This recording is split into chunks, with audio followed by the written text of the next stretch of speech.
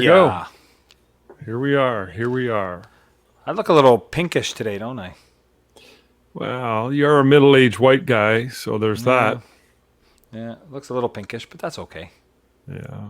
You got that red backdrop going on. Don't you have a filter on one of your lights? Well, I don't have it on right now. I just have these two Oh. LED lights. They're both at 5600 Kelvin, but maybe my camera's not set to that. I don't know. 5600 Kelvin is about average daylight, Yeah. depending on the time of day. But that's what I set my camera on, and I shoot 100% JPEG, and people hate me for it. Hate me. Hey, you got to do what you got to do. You know, I've tested, but I've been saying this for 20 years now, since I first went digital in 2000. I go to the bank, I put my money in the bank, the teller never asks, did you shoot raw? Did you shoot custom white balance? You shot Kelvin. Clients don't care. They just care about the final product. They don't care how you got it. That's what I say. They don't even ask. So I'm still shooting that way, and you know we were just up at your place and we shot 28 fairy sessions, shot them all half resolution, 100% JPEG, all at 5600 Kelvin. Ooh, you're gonna be in trouble now. Yeah. So anyway, it's good to see you again, John. Just saw a few days ago, and we were supposed to have Nathan Grant on today, but he had to cancel at the last minute because he had to bring his son to the hospital. And he's okay.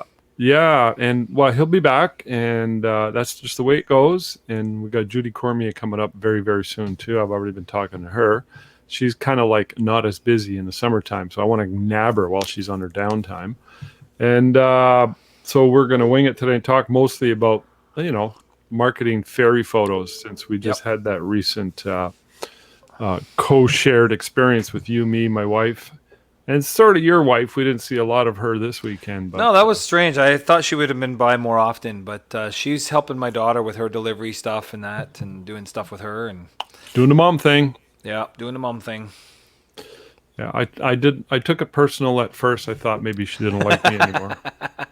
And then she couldn't even make it for the Saturday or for the was it Friday night when we went out for dinner because of all the stuff going on. So it's all good. It's all good. So, but we had a good week last week with our speaker. We had Peter Hurley. Just to remind everybody, it's the replays in the Facebook group. It was an amazing discussion. Peter Hurley, of course, is a big time guru, and very down to earth guy. Now, can I talk about gurus for a second before we go right ahead? But don't praise about me too much.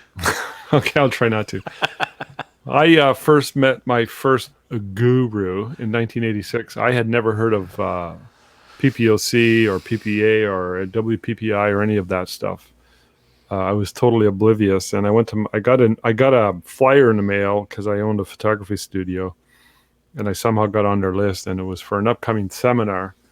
I was like, wow, what is this? And I went to it, and I was like, what? They do this? And the guy was Stephen Rudd. Anybody from Canada from around the 80s and 90s would remember Stephen. He was a big name. And I was just like blown away. But at the same time, I developed a serious curiosity because, you know, we tend to hype things up. Gurus and their stories tend to hype things up. And I'm sorry to say it, but a lot of them, especially in photography, I'm going to say in music too, but I'm going to say music is more legitimate because you cannot fiddle with the quality of your music. It's either good or it's not good. Photography, so it invites a lot more BS, and there tends to be a lot more ego. I'm going to say photography and acting, because actors develop a big time egos in that. And they could just be really messed up people, but they look good on screen and they come across. So anyways, I developed this attitude much early in the game. I thought, you know what? I want to know the truth behind their stories. So, you know, I'd ask questions and I started interviewing them, and that sort of developed to what we're doing now. And it's just like, that's a large part of sort of where I came from when I asked Peter all those questions. He kind of dug that, didn't he? He did. He was, when I talked to him afterwards, we've texted back and forth a couple times, and the one thing that he liked was that it was different, I think, than what most interviews for him are, because mostly people are just asking the same questions over and over, and you even stumped them when you asked him a couple questions, and I don't think he's ever been stumped like that in a long time. So I think it was good. He enjoyed it. He told us we rock. I like going down rabbit holes, and I want to get to the truth of the matter. So, because I'm curious, and I think it's important. It's not binary, black and white. Just buy this camera and do these steps, and you will succeed. It's not that simple. It's way, way more complicated. So, but anyways, yeah. So that was my sort of take on gurus. I tend not to get starstruck, especially in photography. I mean, we're just people, man. We're all people. With him, the one thing I liked was, he's considered a guru. He's been doing this a long time, but the one thing he was very humble in a way that like that one comment I told him when I was watching one of his videos, and he comes right out and says, I haven't taken the perfect headshot yet. This is supposed to be the headshot guy, the headshot guru everybody mimics. He's like, I haven't taken it. He goes, every day I'm trying to still mimic mine. And also he's always evolving, because if you watch some of his older videos, he's changed his lighting setups all the way through. He used to do the square. I don't know if you all saw the square one that he did, but he doesn't do that much anymore. Yeah, he doesn't do it much anymore. He does more of the triangle. But he seems to be open to, look, if that's what you want to do. Exactly. Yeah, but he's saying, come up with something and let that be your exactly, shtick. And that's what I like. Yeah. So he's not stuck on his way or the highway. Exactly. And so many gurus they think they're perfect, and you should do it their way or you're not going to succeed. So yeah, I really like guys like that, and I find for the most part they're mostly down to earth and very sincere, and some of them are a little more cantankerous than others, but that's okay. Yeah, you just got to weed out the ones that resonate for you. That's all. Yeah. Like he talked about Bob Proctor's one of his big mentors and big gurus. Yeah. Bob Proctor came to Sudbury once back in the 90s, early 90s. And I know the guy who brought him in. He also brought in Mark Victor Hansen. I think it's Mark Victor Hansen. Chicken Soup for the Soul. Yeah, I remember the Chicken Soup. I don't know the guy's name, but as soon as you said Chicken Soup for the Soul, I know that. And I went to that event, but I did not go to Bob Proctor. But anyways, this guy's name was Bruce. He brought a bunch of these people in, and he would sell tickets, pay a fee to the speaker, share the profits, and. Well, I think it's good, though, because for our industry, everybody thinks you just got to know how to use a camera and how to edit and do what you had to do. They don't want to look outside of the photography part of your business. And that's what it is. It's a business. If you want to stay and do what you got to do, you got to learn the other aspects. And so you got to sometimes go to non-photographers to get that training. Every business is a reflection of the owner, and you have to be very honest with yourself and start with yourself. Fix the owner, you fix the business. So, exactly. But anyways, we're gonna stop preaching. It's hard for me to fix the owner because my wife still has it down that she's the owner and boss at John A. Butler Photography. So you guys I ain't doing no fixing. You're gonna have to arm wrestle that one. So I don't know if anybody's listening live, but either way, if you have any questions, you are listening live, or if you have any questions down the road, you can always hit the comment section in the reply and let us know what you think. So, and not only that, even if it's on the replay, you can put a comment in there and just put #replay so we know you watch it during the replay, and we'll try and answer it the best we can. So we just had our second Fairy Day in Pembroke, where John has his studio. He's been bugging me for a couple of years to come down there, and we did last year. Your wife was a little skeptical. She didn't think it was going to fly. We weren't sure ourselves because we hadn't been doing a lot out of town, and it worked. We had, I forget, 20 sessions booked, and a couple canceled because of this COVID scare at some school, and then we ended up with 19 last year. I think it was like 18 or 19. Yeah. This year we had 28, and we had 28 follow through. Yeah. And we just finished, I believe, all our, we do mostly in-person sales. As you know, John, you helped out. So I got to go home early. My goal was, we had our last session. We went down on Thursday. We set up. Friday morning, we started shooting. Is that what we did? Yeah, Friday. You came Thursday night to set up. Yeah. You got here Thursday afternoon, sorry. So we had set up, and I stayed at my cousin's place. So we wanted to get there and sort of visit with her and her husband. And then Saturday we started around noon. We did, I don't know, 7 or 8 sessions. But the big day was Saturday. Last session was at 6, and my thing was, okay, if I can leave right away, I can get home, which I did. I got home around 11:30 at night in pouring rain, so that on Sunday I can get up, go to the studio, and start work flowing, because you and Tina were doing the in-person sales. Now, we did about 90% of our sales were in person, and she did a handful on Zoom. I like the idea of Zoom. Opens up, like, it's like a work from home type of scenario. However, if the proof in the pudding is that sales are better in person, I'm going to push for in person. The only thing I don't like about Zoom, and because I've done too, I have a client of mine that's a really good one. She's from this area, but she actually is now living out in Barrie, Ontario, which is good 3-4 hours, maybe even 5 hours away. I can't remember, but because she's in the military, they're moving back probably in a year. But she came here during Christmas time, got pictures with me, but couldn't be here for the viewing, so we did Zoom. The problem with that is showing your products, the physical products, to have them touch them, hold them, see them on the wall, or see them in person.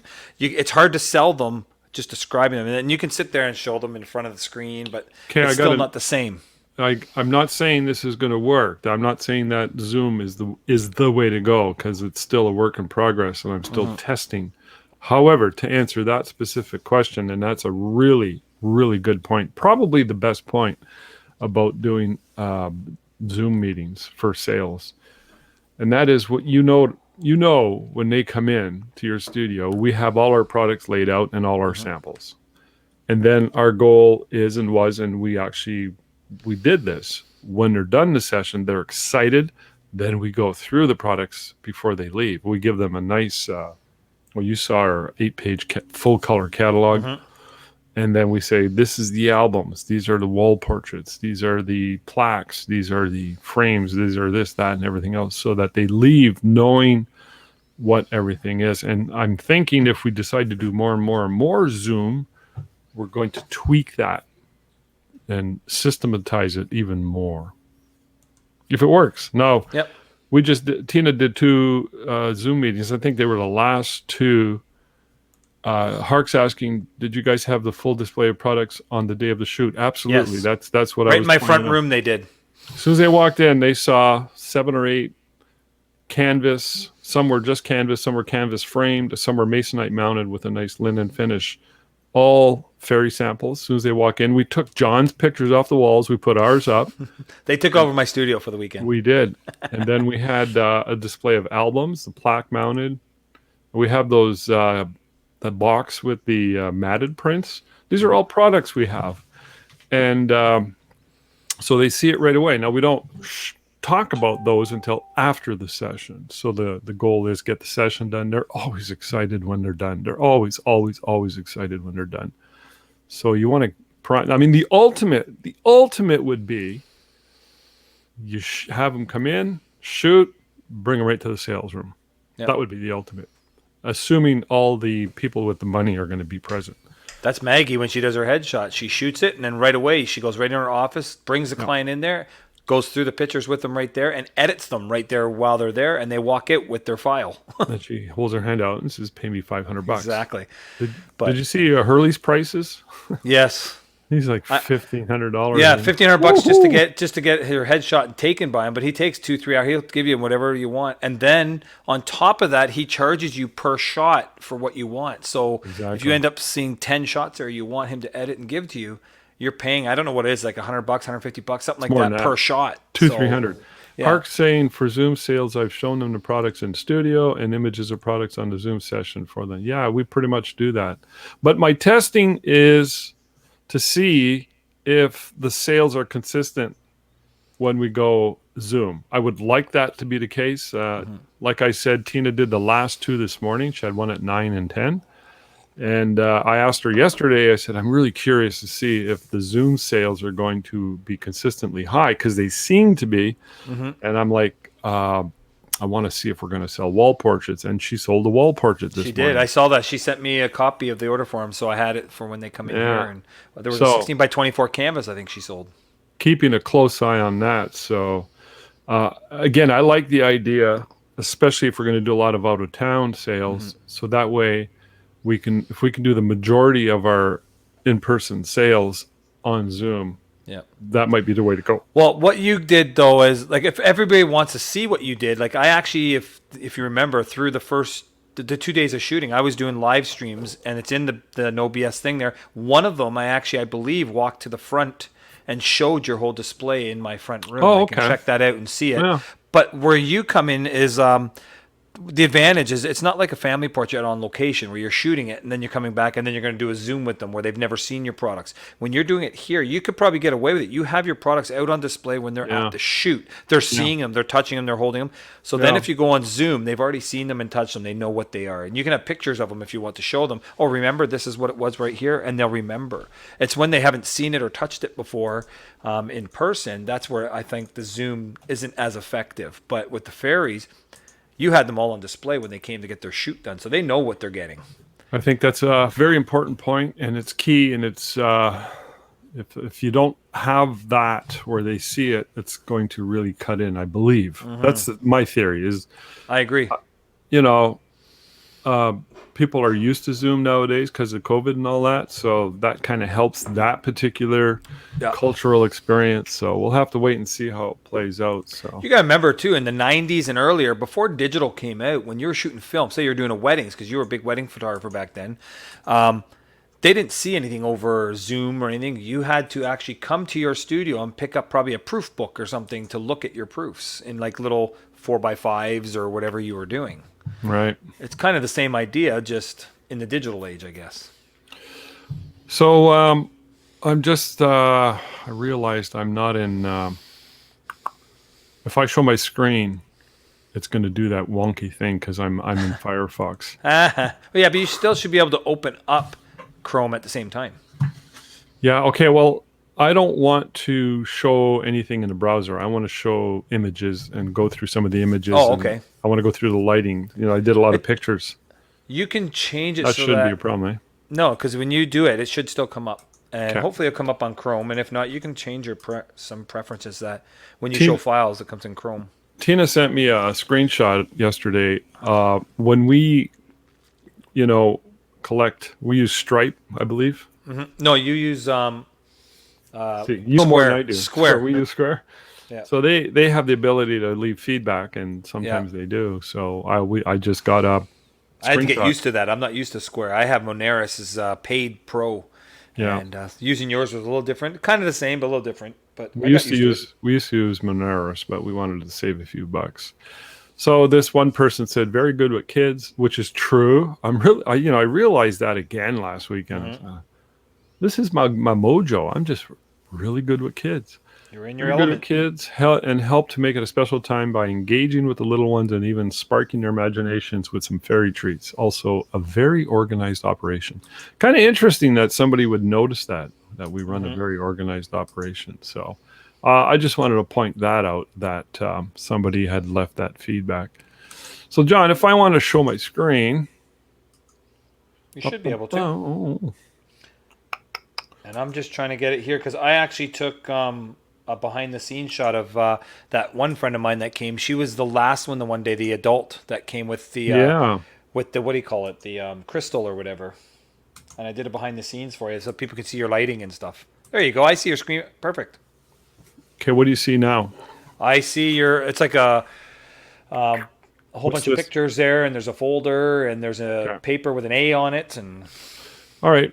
Well, let me go through then some of the technical stuff and talk about some of the strategies that we brought to this particular Fairy Day operation. By the way, we have a Fairy Day in Sudbury this weekend. oh, There, it's Tina's my trying daughter. to get a hold of you. That's my daughter. She's calling.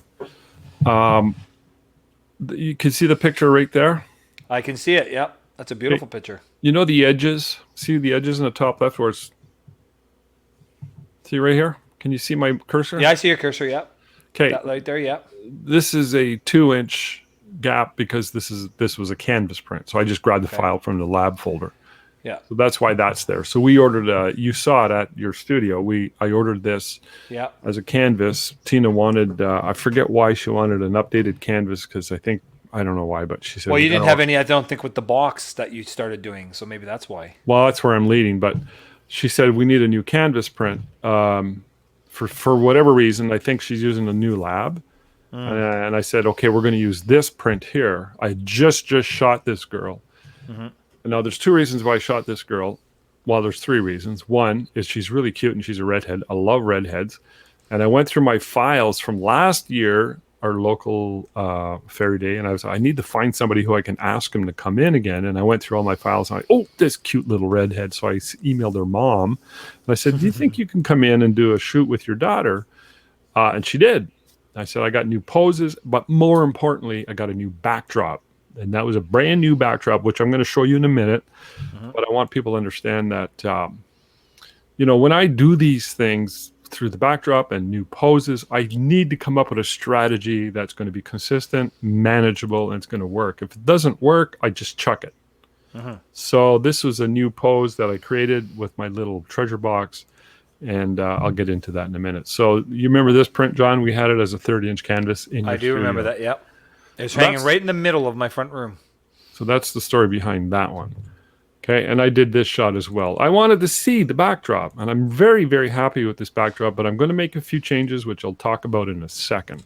Okay. So when that girl came in, I also wanted to do a shot of her just in a dark long sleeve top, and I asked the mom to bring that, and she did. So here you have a small 36-inch softbox, and there's a kicker light, which was turned very low. Okay. And this is what I created. Same kid. I love this. Simplicity. Looks beautiful. So, yeah, and you got the red against the blue, which is contrasting because of the color wheel. So that's the story behind, that. And then this shot here. So, I don't know why that's there, but there's the backdrop. In my studio, this is about 3 weeks before we went to your place, John. Okay. And your place was our first fairy day since lockdowns and things opened up. So we set up the backdrop and I did the tests, and you can see on the left my halo light. Not halo, it's a octodome. It's 6 feet. There's the full view. I'm missing a back panel on my octodome, but that's okay. And we got the two kicker lights right there, and I got a little reflector there in the background light. So I'm shooting f8 ISO 100. My background lights, kicker lights, are always at 5.6 and a half or 5.6 and two turds. Okay, and I'm going to talk a bit. I'm going to talk about this backdrop and that's where I'm going to make my changes. So here's the little treasure box. This is before that little redhead came in. You can see it right here. And here it is with the Nikon SB800, which I forgot to bring. And thankfully, John had one from back in the day, so we used his. It was my Luma Pro. Yeah. So here we are, John's. Okay, now I want to point something out. I ordered this backdrop last summer or last fall, and it's from iBackdrop. Backdrop.com. No, they're from China. So they're .com. Okay. So I ordered. This is what you see on their catalog. This is the thumbnail. It's the square. So I ordered a 10 by 20, not knowing they were going to take it and pull the whole thing out. So in effect, there's the one I ordered. You could see the majority of the backdrop ends up on the floor. So if you had this stretched out to 20 feet, the seam where it folds at 10 feet would be right here. So you're missing most of the backdrop. So I'm like, oh, geez. That drove me nuts. So I emailed them and I said, you guys got to fix this. When you're ordering the 10 by 20 instead of a 10 by 10, you should add more of the image on the backdrop. So I got frustrated. They were pretty good, but there's nothing they can do. So I ordered another one. They're not expensive, and it's actual cloth, which is cool. And I think there's like $100. So I got two, and this one's not good. This one on the floor is not good. And because it's 20 feet long of this all stretched out. So my goal was, now I got the 10-footer, drop this one on the floor, and you could see where we had everything set up. And then we realized, well, we got to move the whole backdrop over. I wanted to push it a little more to the left because I wanted to get this main light in there. And I want to just talk about the direction of my main light for a second. I'm back and forth, left and right, and I'm like, you know what? I got to shoot consistently from the right, and that's what I'm going to do from here on in. Last year we shot from the main light on the left, and this year I went, no, we're going to put it on the right. I think it worked out really, really well. So we had set it up, and we realized we got to move the whole backdrop over. So we had already taped it down. No big deal. We moved it over. You can see where John is tweaking it here, and we had the floor backdrop taped down. John had a roll of tape. And then we pushed it over, and there's what we ended up with as far as the basic setup. So it's the first thing I do when I'm setting up for Fairy Day. Look at that handsome guy on the backdrop there. He's carrying some Windex and cleaning the mirror. John happened to have a mirror there that he bought years ago, and we've been using that, so it really helps lighten the load when we bring stuff down. All our stuff is packed in these boxes, and we have these trees, and we bring all that stuff, and the backdrop's full, really nice. And these are all John's lights. I brought a couple Alien Bs, but I did have to use any of them because John had everything there, so it was really cool. Those square soft boxes are yours, though. Oh, I brought the soft boxes. Yeah, you could, the ones with the grid. So. And then he left, and he took my my reflector with him. Hold on, I got to clear that up right now. Hold on. And then I got a picture too when he comes back of him shooting one of the people. But those are, I think, are what, 2x3s? I guess they are. Is this your back reflector? I don't know. It's one like that. Mine was probably dented a little bit, though. I could be wrong. I have a ton of these. I didn't see it, so I don't know that I actually took it. I don't know. I'll look around my studio and see, but I can't find it. But it's got to be around somewhere. I had a piece of. Remember, I had a piece of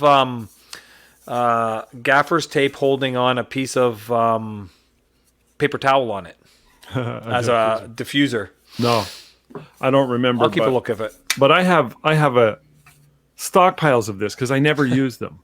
Yeah. So I'll even send you a few if you want a bunch. Sure. I've got shelves here with tons of them. I have that size and the next size up. So before you share again, I'm going to show something for you just to help you out there. I just got to find it here. There, can you see that? Yeah. That's behind the scenes after it was all said and done. Yeah, and I think I might have some of those. Yeah, but if you can, those right here, you put one of my little reflectors down there too, because you like to have that little extra catch light or whatever. Yeah, when and if it's possible. So let me. I don't know if that helps you or not. Yeah, it does. I got more. I'm going to show. Just give me a second here. Go for it. Entire screen.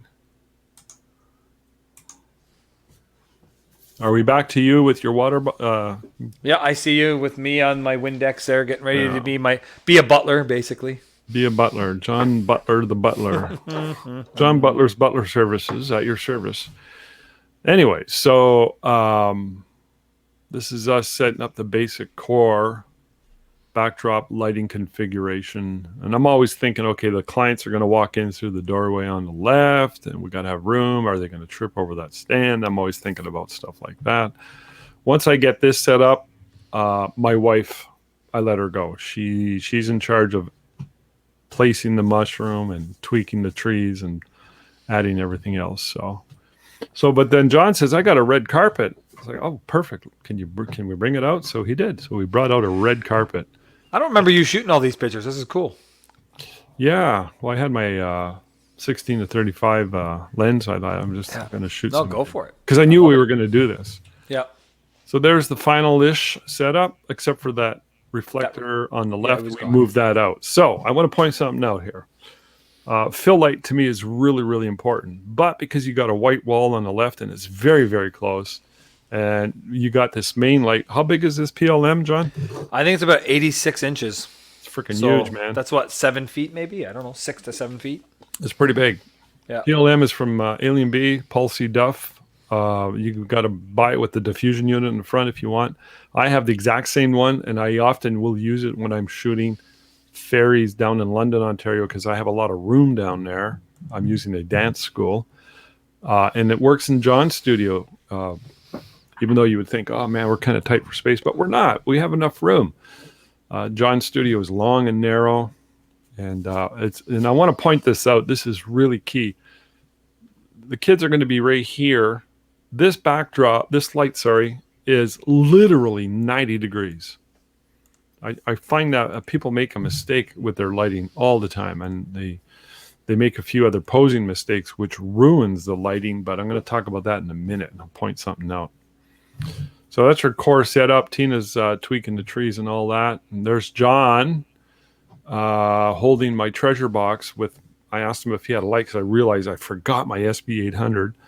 I needed. I had a new Godox little light. Remember I showed you the new flash I got, but it doesn't seem to have an optical slave on it, so that was not going to work. But I need a small flash unit to put inside the treasure box. Now, when I'm shooting these, I'm thinking to myself, how am I going to get this shot done with the light glowing without A, blinding the kid, and B, getting the proper balance and exposure done? So I did a few tests. To me, this is too bright. So what I had done was I said, I can go and turn down that main light, or I could turn it off, which I didn't want to do. Remember, we did a test with that main light turned off. I remember it was that. really, really dark. It was not going to work.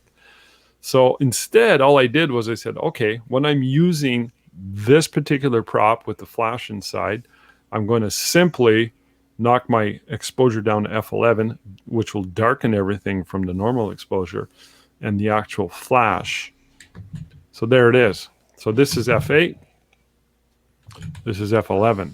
And I'm like, oh, this is going to work. There's enough light filling in, almost like all the details here. Definitely. And the actual flash coming from here is coming onto John, and that's a nice glow, which I will enhance later in Photoshop. And I'll show you a few examples of those. So there's the basic setup. Basic setup. I always do a test. Now, one thing I decided, and I told my wife this morning, this background on the ground, I'm not going to use it anymore as the ground backdrop. I'm going to use an earth tone, darker one. I don't like this strip here, so I'm going to get rid of this. Okay. I made that decision. My wife always does a quick pose for me. She's used to that. I'm like, I just want to see how the light is falling on her face. And then that's basically, we're ready to go at this point in time. We're just waiting for the first session to come in. Yep. And this was Thursday afternoon, and the first session was going to be the next day. So we were ahead of schedule. I always like to have way more time than I need. I don't like rushing. I freak out. I'm very anal that way. So... Hark's like, what is the mushroom made of? If I remember, the guy who you get it from, who's in Southern Ontario there, it's like a paper mache almost, but a hard plaster type paper mache, and it does a really good job that they can actually sit on it and not break it. So yeah, you could put an elephant on there, and it's in the forum, somebody, I think, the hell's her name?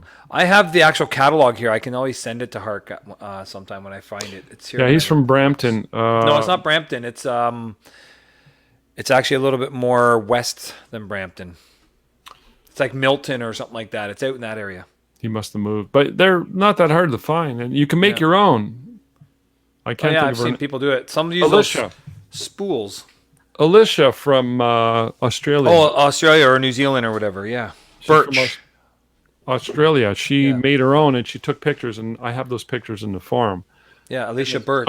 It's a sonotube, and you use mesh wire and foam, and then you cover it with cheesecloth and glue, and then you paint it. It's not that hard to do if you're pretty crafty. So, sorry, Crystal, that was Crystal's question, not Hark. Sorry. What was her question? The one about the mushroom, what it was made of. I said it was Hark that asked it, but it wasn't. It was Crystal. We'll forgive you.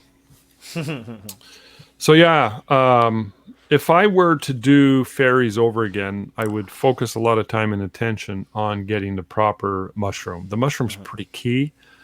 And I should point this out, the way I strategize my posing flow. I'm going to talk about it. I've talked about it so many times.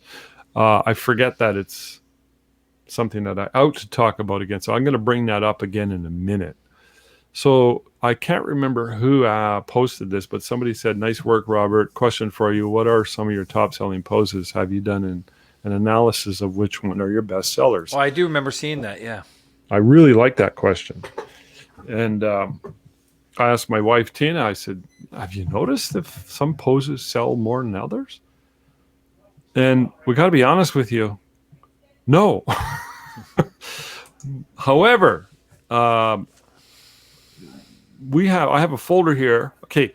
So let me just go back a bit, then I'll go forward and I'll show you some samples and explain that. And I'll That was explain. Hark's question, apparently. Yeah, that's right.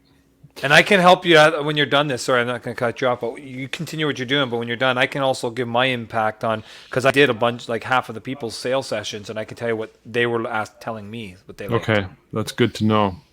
So, but here's the thing. I forgot what I was getting at. Sorry, that was my best. Best poses and. No, it's before that. See, I cut you Anyways. off. No, it's all good. Okay, so yeah, I remember now. Okay.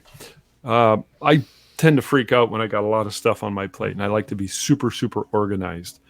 So this is all part of, you guys got to understand this, you know. I have checklists. I have a system. My wife has a system. We've honed it over the years. We're always looking for ways to improve it, modify it, both from a technical, posing, lighting, client experience, and sales. So when the kids come in, you know, the moms and dads who are bringing the kid in have already received a series of emails from them. They've paid. You have to pay the session or you ain't coming in. And she sends them a video, a link, an email with some instructions, plus a link to a video. And in that video, I manage their expectations. So, you know, the parents can be a big problem. Adults can be a big problem. So I want the parents to be manageable, and I have a spot for the parents to sit while I'm shooting. I say, you can sit here while we're watching. I just ask that you don't repeat anything I say. Don't instruct your child or coach them in any way, shape, or form. I would really appreciate it if you do that. And 9 out of 10 times they'll often slip up and start talking, and I'll look at them and I'll jokingly say, got you, didn't I? And go, oh yeah, you're right. And I don't want the parents interfering. I really connect with the child. I want the child to have a positive experience. Children, if they're younger especially, they have an expiry date. So we got to get them in and out. It's not like the longer you draw this out, the more fun they're going to have. It loses its luster after a while, and they love the experience. I'm becoming more and more and more aware of that, and I'm focusing a little more of my attention on increasing the experience. So them connecting with me, them going through the poses. You notice how I talk to them, John? Yep. Often we'll ask them if they believe in fairies. And remember I point out the little house, we have a little fairy house. Yep. And I tell them that they can have some treats and pick a toy from the toy box. And there's a little fairy that lives in that house. She's really shy. And when we're done, I have a little mini treasure box. Mm-hmm. The little fairy might leave them something, which they do. I leave them a little pink gem. Yep. And this is all part of the experience. And it was just so cool because the girls come in and some of them get so excited. They're just like, I can't believe this. I'm a fairy. So this just tells me that we're on to something. I mean, this may all go away at some point in time and something else may come in its place. But at some point in time, we may have to modify it. But, we're talking about childhood experiences and that connection between parents, grandparents, and their children, and they really, really appreciate that, and they have money to spend. Mm-hmm. So, but anyways, having said all that, that's all part of the backdrop experience that's going on that doesn't get mentioned. You kind of have to be there to see it in play. And I had this realization, John. I don't know if you remember towards the end on the last day. Mid-Saturday afternoon, there was a boy who was really, really shy, and his older sister, and there was like 4 or 5 adults. Yeah, remember that? He was cuddling in with the one mother, I guess. Yeah, he wouldn't let her go, and I'm like, there's too many adults in my opinion, but what am I going to do? Kick them out? Exactly. So I do the same thing. I said, you guys can all sit there and watch. It's all cool, and I put on a show. I realized it then. I'm like, I'm putting on a show for these people. I'm entertaining them and managing them. And I tell him, I say, look, just let the little boy, whatever his name was, let's call him Brandon. I said, just let Brandon be. We're just going to let him hang up with his mom. And I'll try and get him. They wanted a picture with Brandon. It didn't happen. Mm-hmm. Didn't happen. He was way too shy. But you had him giggling and laughing every now and then when you're going to go I and did, try and yeah. grab him and stuff. So you did really well. I think there was too many adults. Yep. If there was just been mom, he might have gone. Give him a Maybe year. next year you can put that in there. Maybe you can stick something in when they call, say we recommend only like 1 or 2 adults, or the mom and dad and nobody else type of thing. I would do that if it was an issue, but that was an anomaly. So I'm not going to worry about it. Okay. So anyways, the little girl, his older sister was fine, and I'm putting on my show, and then I look over at the little guy. Remember what I was doing to him? I'm like, I'm going to get your belly button, and all this goofy stuff like that. Goofy stuff an uncle would do, you know? Yeah. And I was trying to get him to break the bond of insecurity between him and his mom. Mm-hmm. Anyways, all that to say that that's part of it. If you don't like working with kids, if you don't have fun dealing with kids, you're not going to have an easy go of that. No. So, okay. Well, I always find it amazing too, because when everybody comes in, as soon as they leave the front area and they come right into the studio and they see your whole setup, the sounds and the looks on their face and the sound, oh my God, I think they all think, because of this day and era, that you're just going to shoot them on something basic and then you're going to superimpose them into that set. They don't realize the whole set's there. It's part of the experience. I agree, and that's what I love about it. Some people are like, why'd you do green screen? Nope, not going to happen. No. Why don't you put the wings in later? Nope, not going to happen. It's not the same. No. And you notice that when they come in, Tina says, come on over here, we'll pick a dress, and she picks a dress that's suitable, and then we dress them up, and they're so excited. Yeah. Then we put the wings, and we have your full length mirror that we use. We asked the little girl to look in the mirror, and I have some new stuff I'm going to buy, which projects more sparkles all over the ceiling. Very cool. And that, and music. I play Enya. Yeah. All this stuff's important.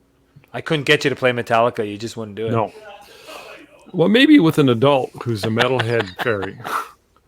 But anyways, so that's all part of it. And then I left on Saturday, and when I got home, I started workflowing all day Sunday, all day Monday, because the orders were coming through. Mm-hmm. And I workflow right till yesterday afternoon, 3 a.m. Boom, we were done. Tina got the order. She's like freaking out. I'm freaking out because I don't want to have any of this stuff hanging over my head while my next fairy day is coming on. I want it done. She wants it done.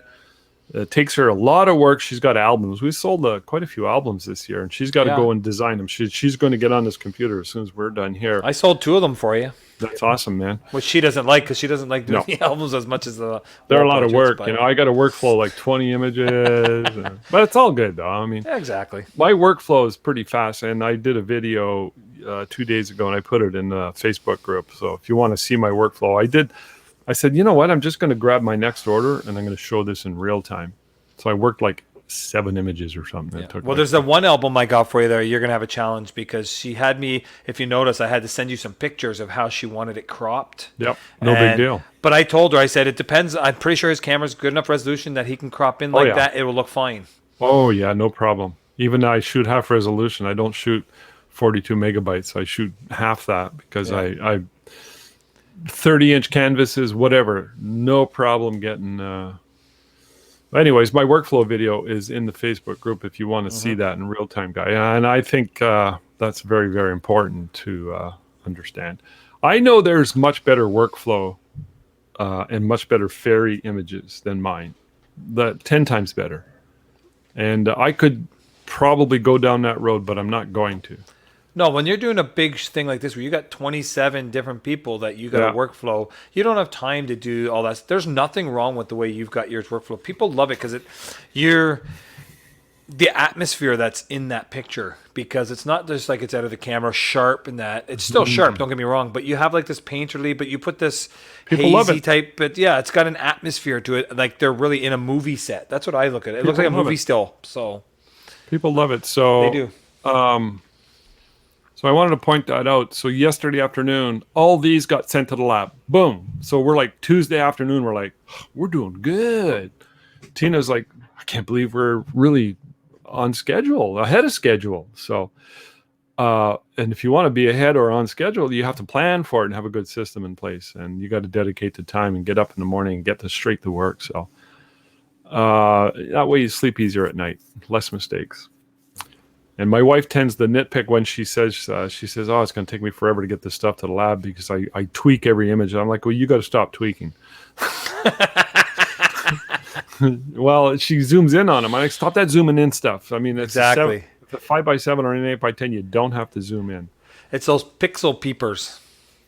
So, but anyways, here's the images that she sent to the lab yesterday. Now, this excludes the albums and I think there was 3 or 4 orders that came through since then that I've done this morning.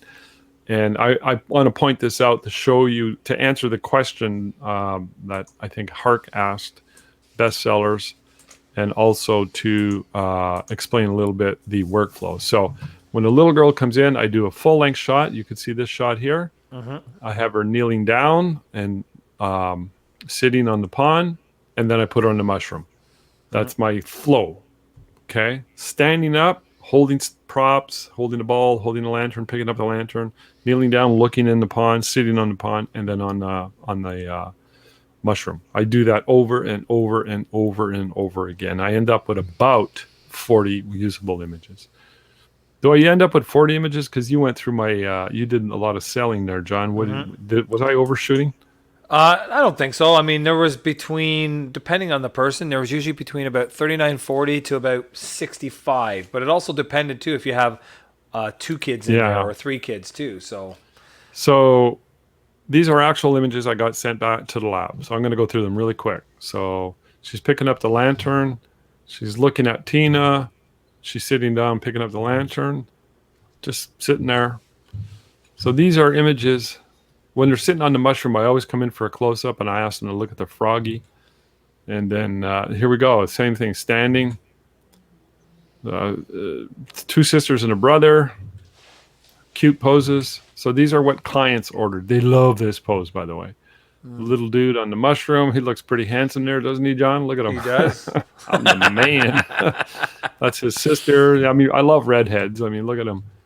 And you see, I mentioned here the flooring back here. I want to darken this. I recognize that boy. You know him. That's my nephew. He's your nephew.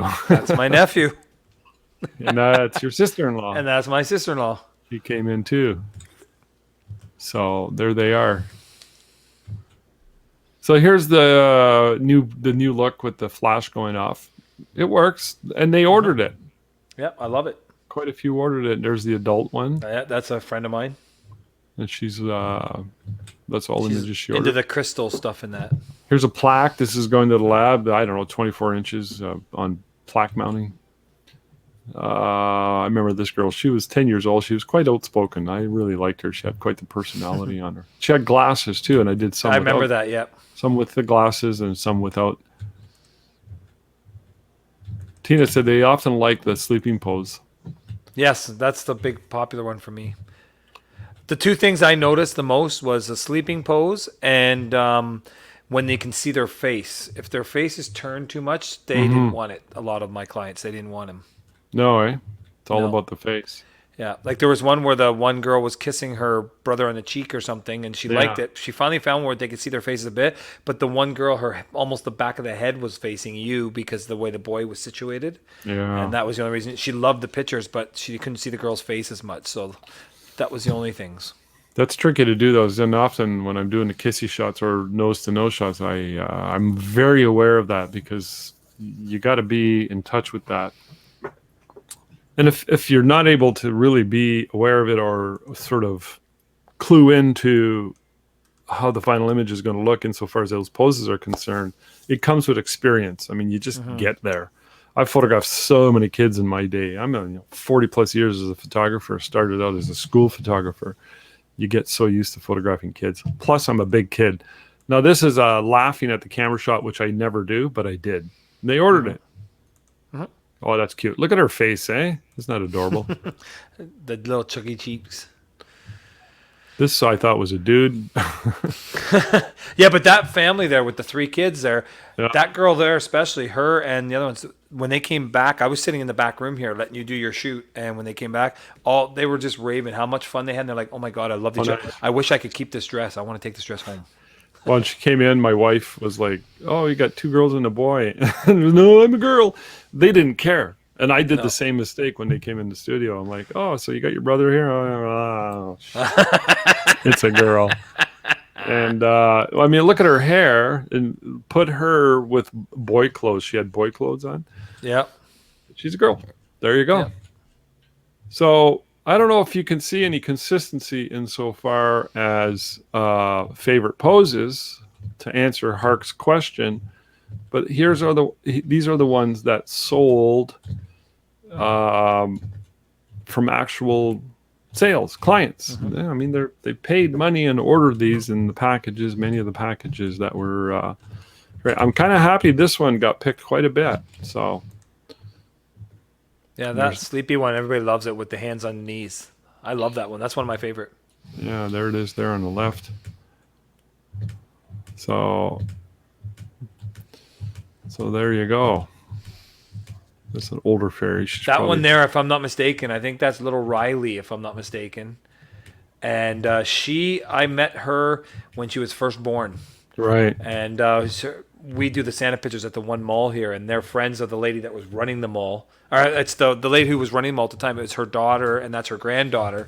And they brought her to see Santa, and it was the last one of the day. So when Santa left after that, they went to, "Can we just put him on the chair there?" I'm like, "Sure." So they put on the chair, and she was so tiny in this big Santa chair that every year we had to do that same picture to show them growing in this chair. Now look at her.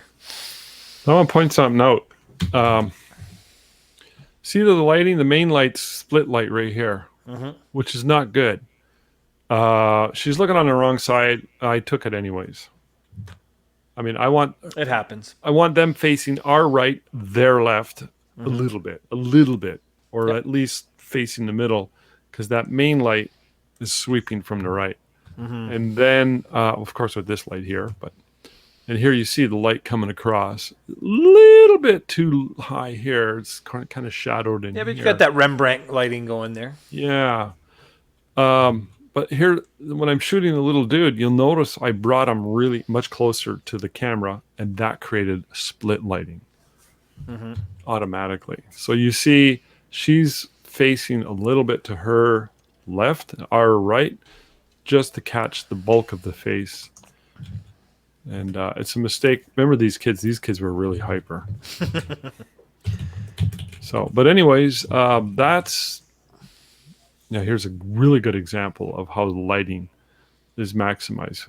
Her head is a little bit turned to her left, our right. The light's coming from the right, her left. The fill light is coming from the wall. It's ambient. There's a little bit of kicker in there, but the bulk of the fill is coming off the wall. So that big, giant light source that we use is working as a fill light by creating a nice ambience. So there we go. And the good thing is, too, if people don't have that big umbrella or a big softbox, if they have a big white wall beside where they're shooting, as you remember, when I did my Christmas portrait session, I used my wall as my main light source. I actually took that light, and instead of shooting it into that big umbrella, I just actually pointed it to the wall and used the wall as my light source, and it became this big, huge light source. It was almost like a big window light coming, and it did the same mimic of what you were doing with that. The only difference with the umbrella is you can control it a bit more. It's not spreading all over the place, but it does work in a pinch. I would like to test, especially with this backdrop, a large white light source with a honeycomb grid. Hark Hark's wants to know asking, what size it is, the backdrop. It's 10 feet wide. It's 10 by 10, and then I put a 10 by 20 on the ground. Triptych. What's triptych mean? I guess that's the style that is, the medieval style, maybe. I don't know. Maybe that's a name for it. But no, I think it was very successful, though. Somebody's saying, I'm feeling that excited right now. I can't even wait to create the experience for my client. Yeah, I remember posting that while you were talking. The try. That size would have been... you know what? It's on our price list.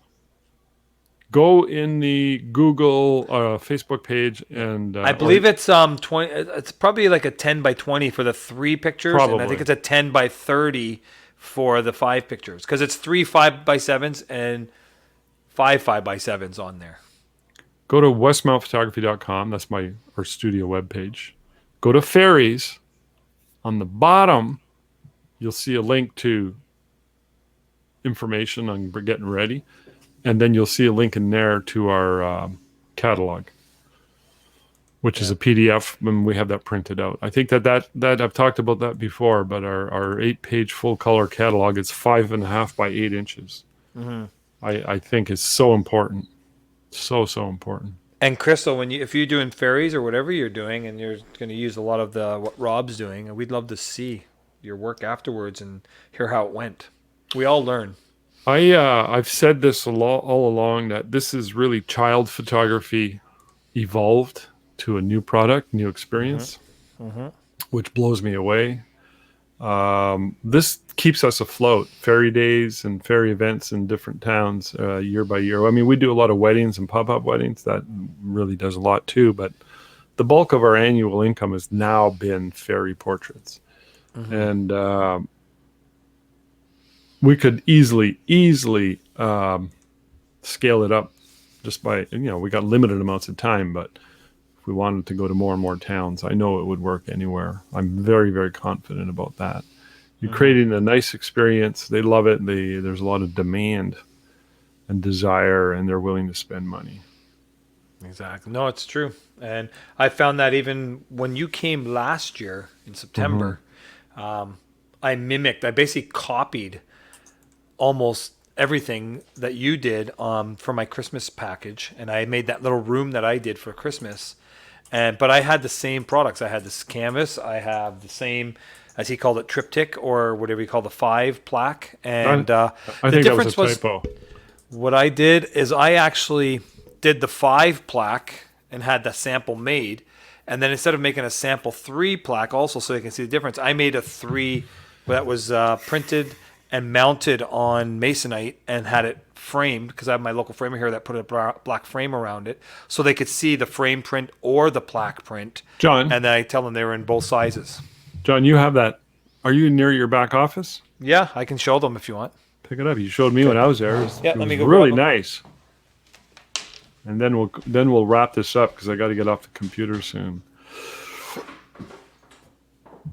I know John's studio. I know the layout, so I know where he's sitting. There it is. Ta-da!